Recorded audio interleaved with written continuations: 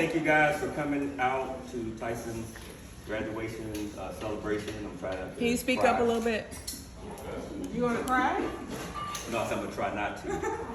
So this is so. Just first of all, I just want to say very, very, very extremely proud of this young man. He's been through a lot of challenges. He's faced them head on throughout his life, from being born to school, middle school. This guy was a straight A student throughout his high school and elementary school. He was number 4 in his class in high school. He was a humanitarian for Hillsborough County. And so the things that, and he's had his hard moments, it's been hard-headed here and there, of course. But definitely, that's normal. I had to get on him a little bit here and there, not a lot. That's normal too. That's normal too. But his accomplishments are extraordinary in my opinion. And I'm not saying that because he's my son. Sure. But definitely extremely proud of him, like I said, and I just wanted to thank everybody for coming to help celebrate.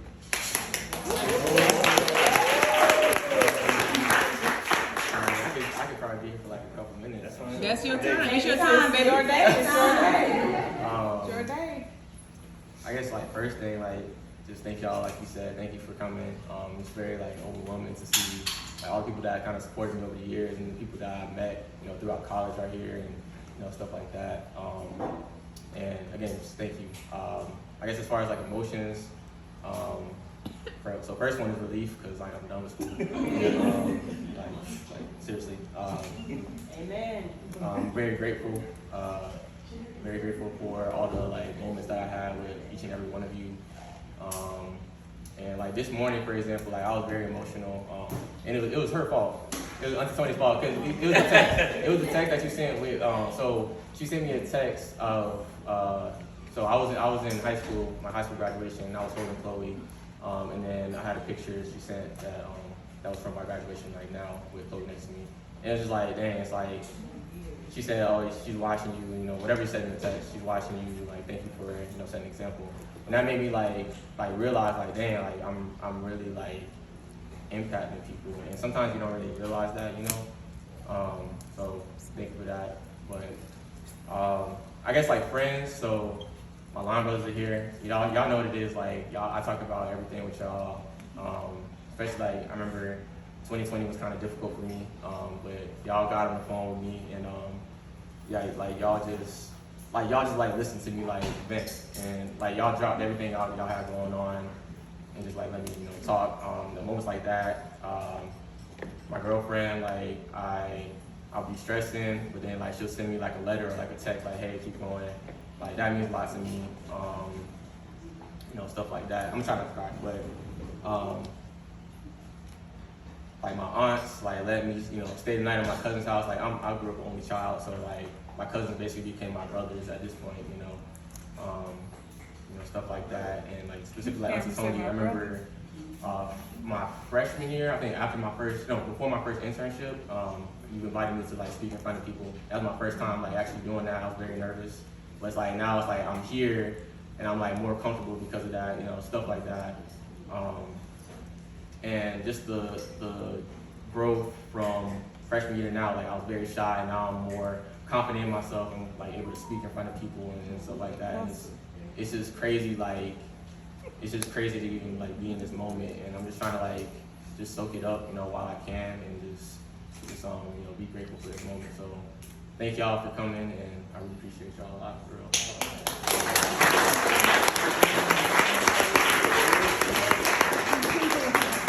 And also, I want to do this too. My parents. I want to say this for everybody. Like my parents have sacrificed a lot, obviously. You know what I'm saying? I be listening to my dad. Sorry. I be listening to my dad, like his story that he be telling me. Like how he grew up and stuff. And forgive me, I'm gonna tell y'all business too, like I'll be telling mine.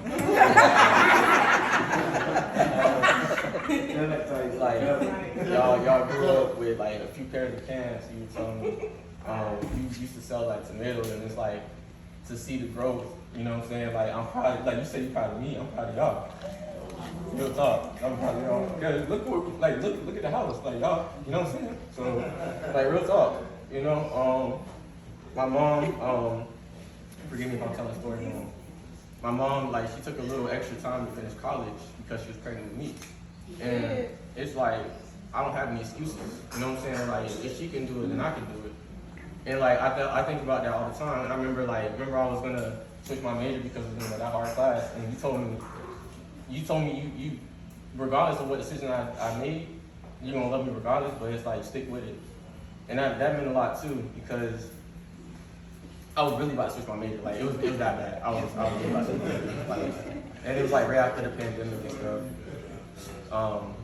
But like just like talking to you, Dad, like you just kind of kept me on track, you know. And that's just like one example. Like there's so many other examples. Like basketball. I remember, like junior year, I was gonna quit, but you told me to stick through the whole season, and then you had to make a decision after that. And you said, you know, just keep going.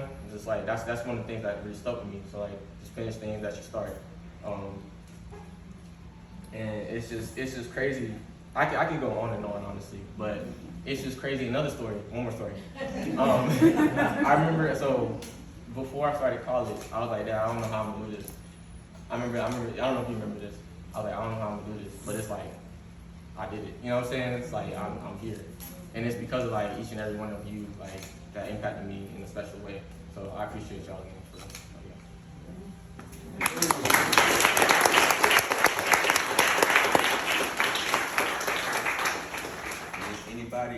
Anybody else has a story about Yes. how we helped him?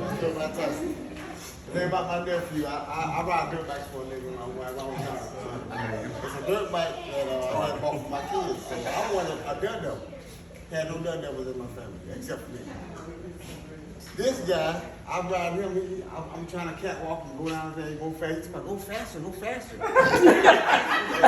Everybody else scared. He don't want to be there. I wanted him to be the next James Stewart, but he got away from dirt bikes. So I told him, and I did tell my brother-in-law, so you got to have insurance, because he gonna get hurt. Not him. He gonna get hurt, not him. I remember that. So basically, then another story, we went to go see my wife graduate from USF. So Tyson, I think about maybe 4 or 5. So he ever sit up there, Pope, messing with me. He started doing what he wanted to do. Pope done said to him about 8 different times. He kept doing what he doing. Everybody done got quiet because they finished applauding. You're hurting me. everybody,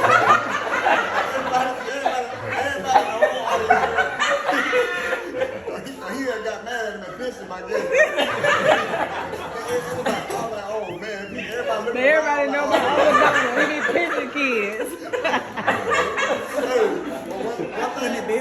Yeah, he always pissing kids. All my nephews. One thing you do, God gave you your personality. I'm a strict person, but I would never ever change your personality. So you got your personality, keep it. God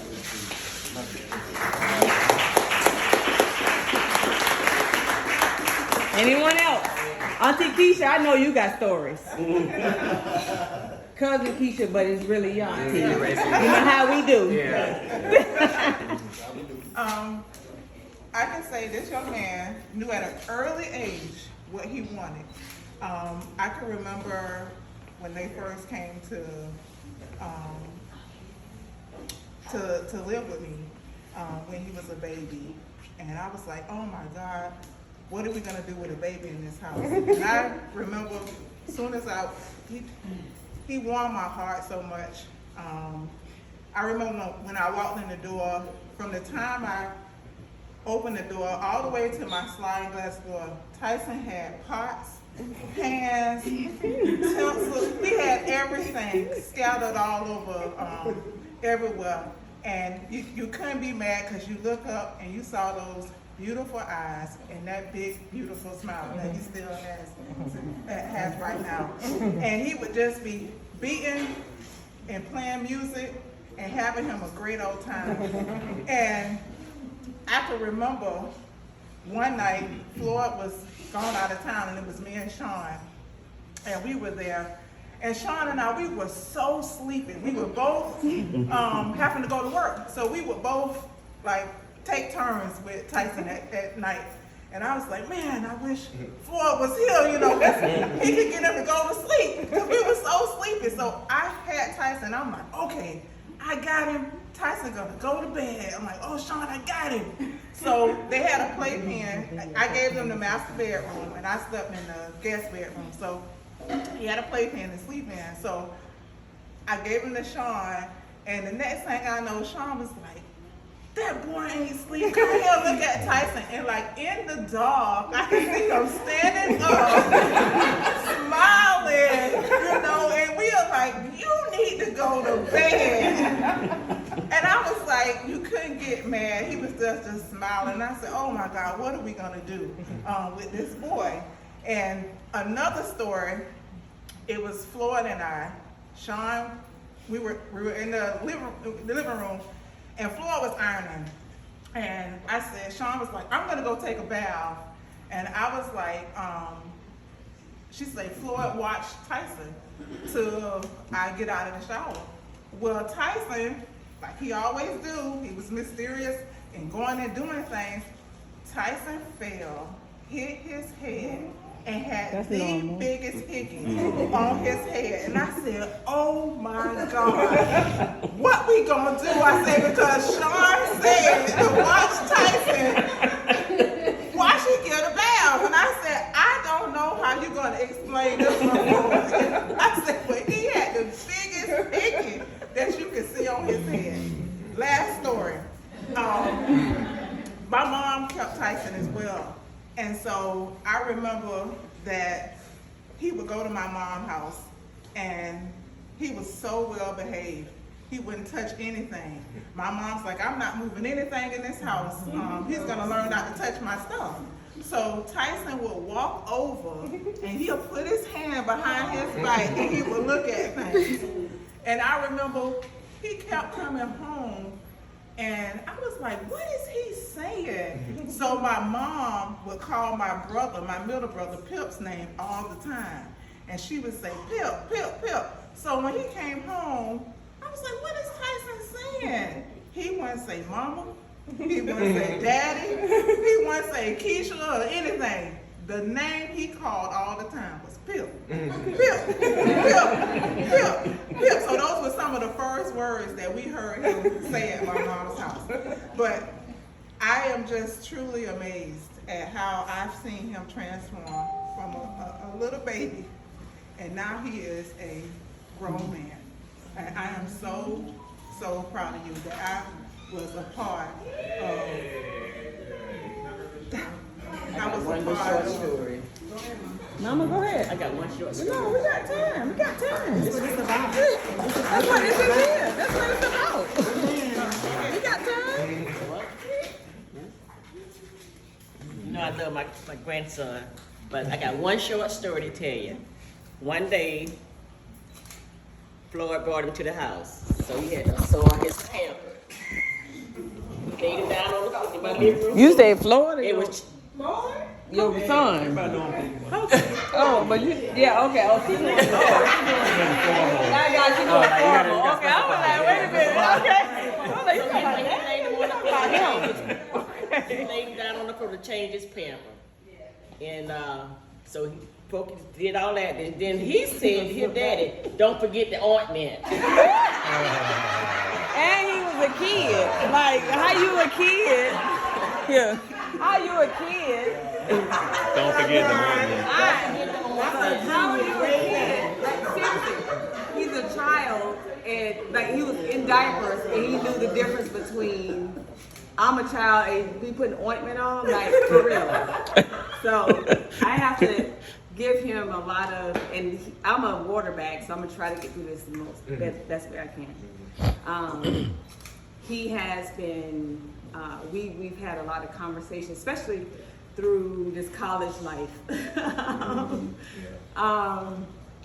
Tyson, as they all grew up, and they know I call them nephew sons because they are like my children too.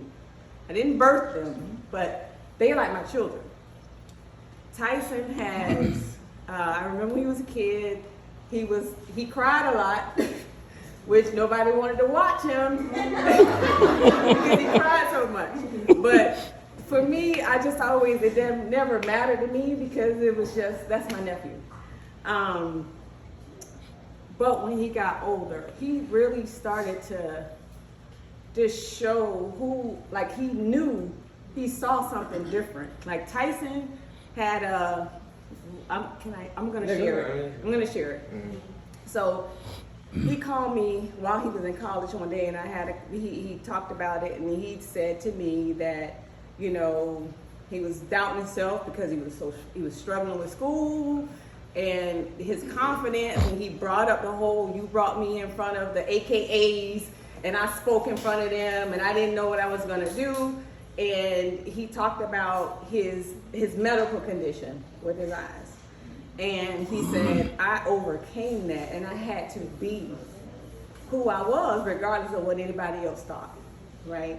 And I just wanna say this, Tyson makes me so proud because all of us live worried about what other people thinking. He had to put that aside and step out and be Tyson. And Tyson did that, and he crushing it. Like, he's crushing it. When I went and saw him, I went to Gainesville about 2 years ago to watch him with his frats. When I saw him and who he was and how he developed and who he just stepped down, and he's just like, I'm not worried about my medical condition. I am who I am. So I just say this to you, congratulations. I've said this usually before. And imagine what it's gonna be like. You already did it. You already stepped out. You don't worry about what nobody else thinking. You are who you are.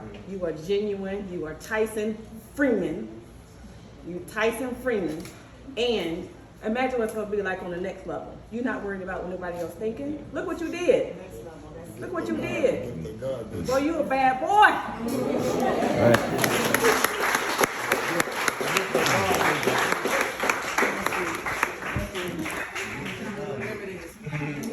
So mine gonna really be short and sweet. When he was first born, my first time I saw him, and I'm just showing you remember this, his eyes was doing a little twitch. And I said to my sister-in-law, did you ever get his eyes checked? Cause I don't think that's normal. And she, by this being her first baby, she didn't know. So I brought that to her attention. She would have him checked, and you know, Tony mentioned that he does have whatever he has going on with his eyes. But from that day, I knew that this boy was gonna be special. I said, something about this boy, he gonna fly high, he gonna soar. I knew something about him was gonna be special because he did not let that hold him back. He did that, and we are so proud of you. Love you, nephew. Tyson gonna get, you already know how this one is. It's gonna be deep. Alright, so I'm gonna be honest. 98 in the house? 98. My little cousin. No, I'm serious. I just want to say I'm proud of you, man. And if anybody knows, coming up in this family, you gotta have some thick skin. And I mean, everybody's kind of talking about the stigma and everything else, but I just remember being young, and one thing about Tyson, which I'm hearing over and over, was his relentless approach to anything he put his mind to. I mean, on the basketball court, what he coached us, if anybody was gonna run through a brick wall, he was. Any one of us and our cousins, he was gonna run through a brick wall. Wouldn't even think twice about it. Literally. He knows. So, from a very young age, I always thought, and I still to this day, and I like being on the side of him and watching you just accomplish anything you put your mind to. I knew he was gonna be fine. I've had numerous conversations. I mean, we're all very close, every last one of our cousins, and I mean, we're all struggling. We know where to come. We're very close knit, but there was no doubt in my mind that this one, out of all of us, we all got our issues, was gonna make something shake. And I just want to say I'm proud of you. And this is just one step towards the direction you're trying to go. And I know your sidekick, Jen. I don't know where you're at, but appreciate you. You know, I can't even explain how proud of you I am of you, man. For real. So keep it up. No, I'm not. Just the power of family. I remember my little nephew when he was just this tall, running around with his knucklehead cousins, getting in trouble, causing problems through the house and things like that. But the thing that sticks out to me is I remember, them hanging out, and one time I'm talking to my brother-in-law, and I'm like, hey, let him stay the night. Well, he stays the night. And you talk about power of family, right? And setting you up for success. Sean packed up his backpack. Oh yeah, that's right. Rolling in with this backpack. I've never seen anything like it. He comes in, so they go down to play, and I'm gonna go and see what's in this backpack. I open this thing up. It's compartmentalized. It's got the With a schedule. I forgot about the babysitting schedule he used to put in the paper. underwear here and everything immaculate. And I'm going, wow, this is impressive. Right? Yeah. No wonder why this joker has it all lined up exactly down to the minute, right? Now, of course, he didn't brush his teeth with the toothbrush and all that. He was running with his nephews, but you talk about your family setting you up for success, right? You got to be involved. I mean, all the way through, talking to my brother-in-law and his wife about what they want for their son. Putting them in the right positions. Send them to private school for a couple years. Doing things that way. Not that you have to do that, but always looking at what was best for him, right? Going to engineering school at South Florida every summer. You don't get here by chance. This is not an accident, right? It happens with, parents setting you up and then the kid putting forth the effort. So kudos to you. Couldn't happen without you putting forth great effort, but big ups to your parents and things. Yeah. So thank you.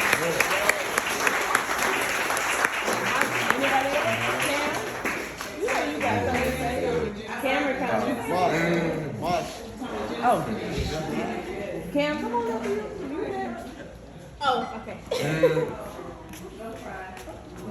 So, I'm trying to figure out which story I want to tell, but no, yeah, there's really too many. But overall, I'm really proud of you. One thing that you said, Tyson always has pushed me to reach my full potential. And a lot of times I'll tell him, oh, like, what do you think about this? Or like, I feel like I shouldn't do this. And he's just like, why are you worried about what other people think? Just do you. And I know one thing about me, I was struggling a lot after I graduated, just with my career path. And he was really supportive. And I know I was like really doubting myself, and I was very like scared about the future, and he would just always try to like push me and convince me like, no, this is what you want to do. Stay motivated to reach your goals. Like occupational therapy is something that you want to do. So even though you didn't get into your dream school, like you're still a great person, you should still try. And that's one thing I really love about him. He always sees the positive in everything, and he's taught me a lot about just being confident within myself. And I struggled a lot with that coming to college, so I really appreciate him for that.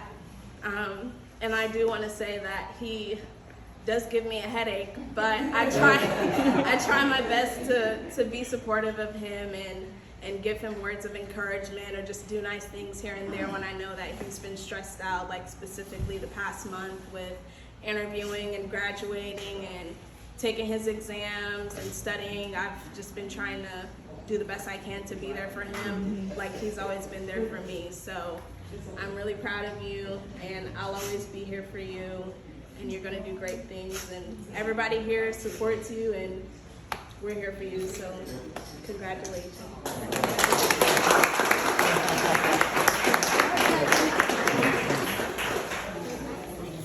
Well, Cam. Good. Still going on. Ever since he was a kid, like, well, I'm young because looking up, but always, you know, he knew he was gonna be something. It's funny that Trey said that. It's so true. Like he destined for this shit that's going. So you know, no need to worry about it. You know, I'm here for you. Everybody here. That's why everybody here. Good. Love you. Sorry, very excited.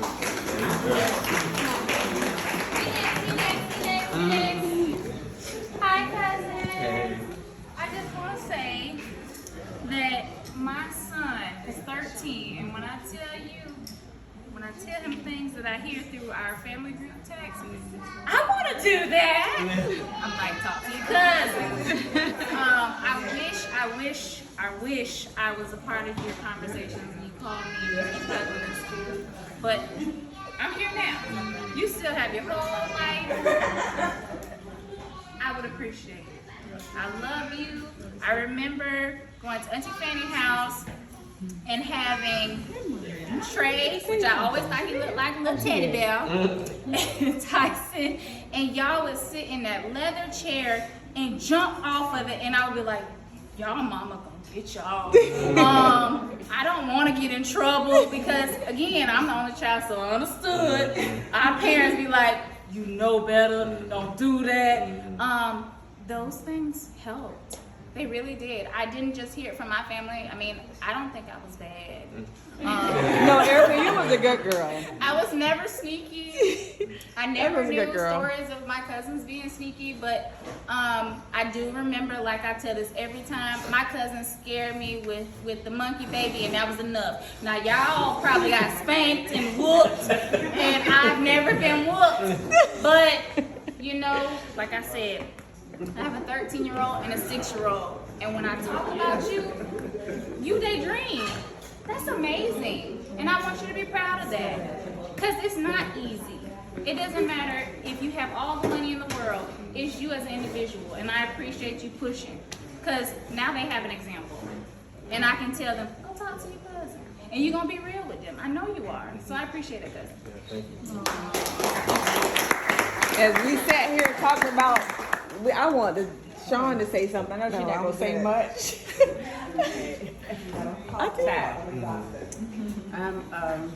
I'm the Facebook monitor.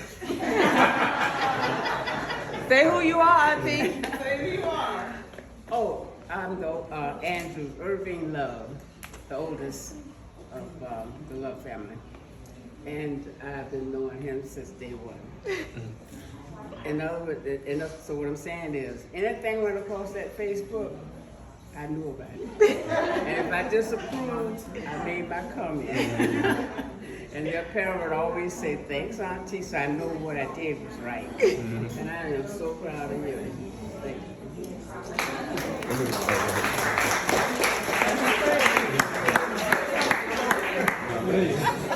I just want to say, this is, you know, one thing I appreciate it. All of the cousins, I found out yesterday that our family has like a family group of the adults, our generation. I found out yesterday that their group is just as big as ours, their text messaging group. But I do want to say, I want to acknowledge Trey, Pokey, and Sean, because we all know that without solid parents and guidance and direction, Black men don't make it this far. So kudos to my brother, my sister-in-law, for raising such a fine young man.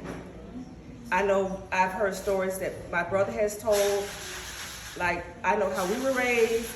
Your dad did not play the radio, and your mom was on point for every little thing. Everything was scheduled out. You had expectations. High expectations for you, and you rose to every last one of them. And I want to say that we are all so proud of you. You did it.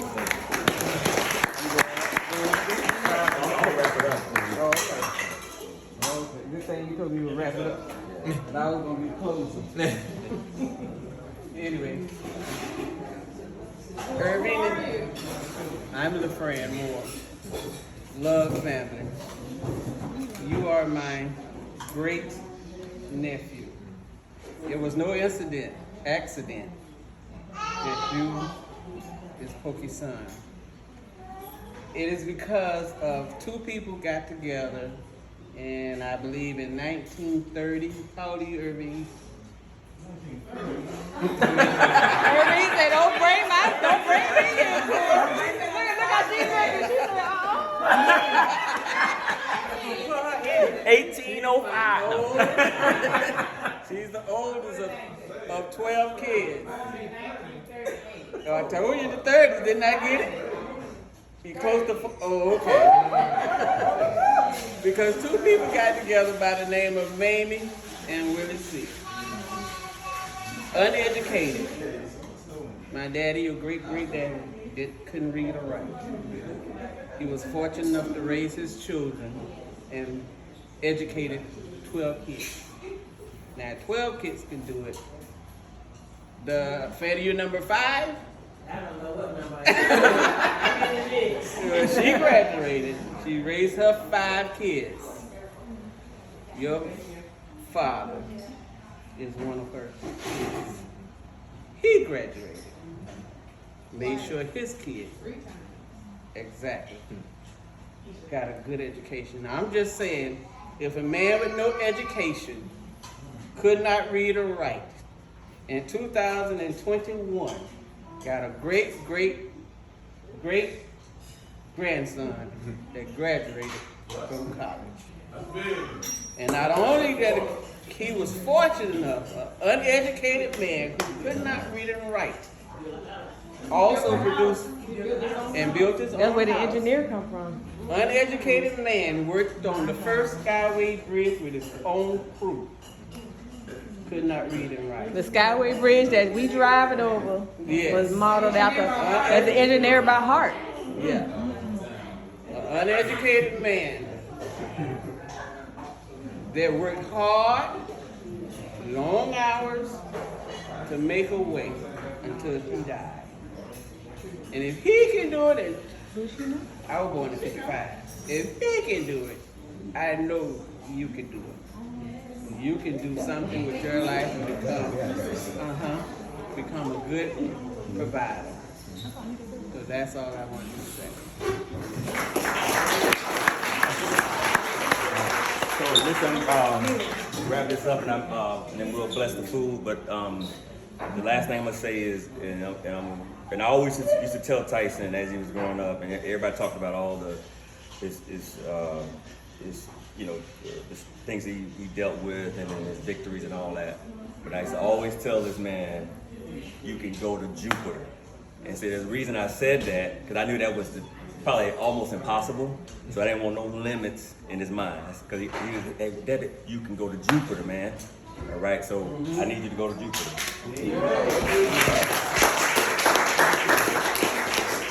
All right, so I'll go ahead and bless the food.